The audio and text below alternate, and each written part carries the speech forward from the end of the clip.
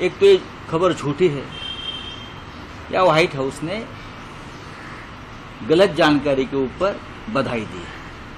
मुझे लगता है खबर झूठ फैलाई है। ये हमारा फेडरल डेमोक्रेसी का इंटरनल मैटर है।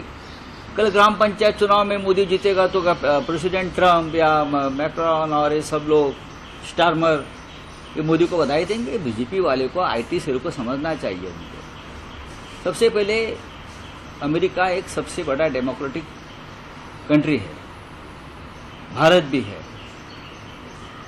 भारत में क्या चल रहा है डेमोक्रेसी के नाम पर ये पूरे विश्व को पता है, लेकिन मजबूरी भी है।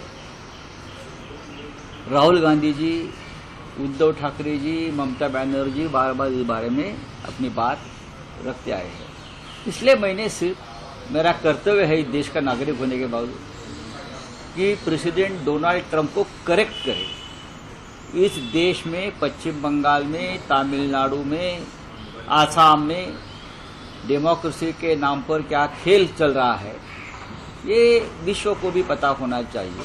मैं ये नहीं मानूंगा कि मेरा ट्वीट डोनाल्ड ट्रंप ने पढ़ लिया और कुछ उसका ऊपर काम नहीं। मेरा कर्तव्य मैंने किया। देश के लाखों करोड़ों लोगों ने ये करना चाहिए कि डोनाल्ड ट्रंप एक राज्य के चुनाव कोई पार्टी जीत जाती है किसी देश में तो प्रेसिडेंट ऑफ अमेरिका उनके पास कितने काम पड़े हैं। वो हॉर्मुज़ की समुद्र धुनी को खोलना है, उनके सामने बड़ा ईरान और इजराइल का युद्ध में उनको ध्यान देना है। हाँ, बहुत सी बातें हैं। तो वेस्ट बंगाल में मोदी जीत गया, यहाँ वो जीत गया, उसके ऊपर वो बधाई देगा। ये बीजेपी वाले मोदी जी की छवि खराब कर रहे हैं। तमिलनाडु के गवर्नर अपॉर्चुनिटी नहीं दे रहे सबसे पहली बात तो टीवी के है। एक देखो टीवी के 108 एमएलए उनके चुनकर आए हैं। संविधान ये कहता है कि सबसे बड़ी पार्टी को सबसे पहले बुलाया जाता है और बहुमत सिद्ध करने का जो फ्लोर है वो विधानसभा है। महाराष्ट्र में कोश्यारी ने क्या बहुमत देखा था? जब सुबह का शपथ लिया था 5 बजे, उसके बाद जब उद्धव जी ने जब इस्तीफा दिया तो कहाँ बहुमत देखा था उसने?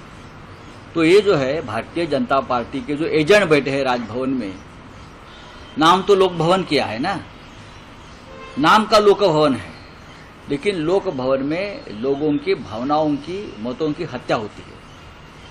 108 वाले पार्टी को सबसे पहले बुलाना चाहिए, ये हमारा संविधान कहता है। लेकिन तो मैंने कहा, कल मैंने ट्वीट किया था, कल बीजेपी का वहाँ एक सदस्य चुनकर आया है, उनको बुलाइए और उनको 5 साल का समय दीजिए बहुमत सिद्ध करने के लिए और 108 लोगों को बहुमत जुटाने के लिए।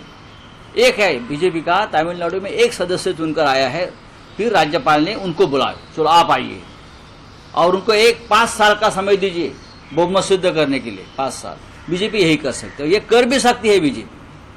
चलिए, ममता बनर्जी को भी असेंबली को डिसॉल्व कर दिया गवर्नर ने पश्चिम बंगाल। देखो अब उसका ऊपर क्या बात करेंगे, ये कॉन्स्टिट्यूशनल प्रोविजन है। अब ममता जी लड़ाई करेंगी, ममता जी की लड़ाई में हम सब लोग शामिल होंगे।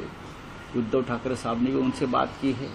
पूरे देश में लोकशाही, लोकतंत्र बचाने के लिए जंग जारी रहेगा और हम सब लोग उनमें शामिल होंगे। अखिलेश यादव भी गए थे, सब लोग जाएंगे। लॉ ऑर्डर का सवाल उठा है, किस तरह से? कोई लॉ ऑर्डर का सवाल नहीं है। जब बीजेपी जहाँ जहाँ जाती है, सरकार बनाते हैं, वहाँ लॉ एंड ऑर्डर खुद खराब कर देती है। बोला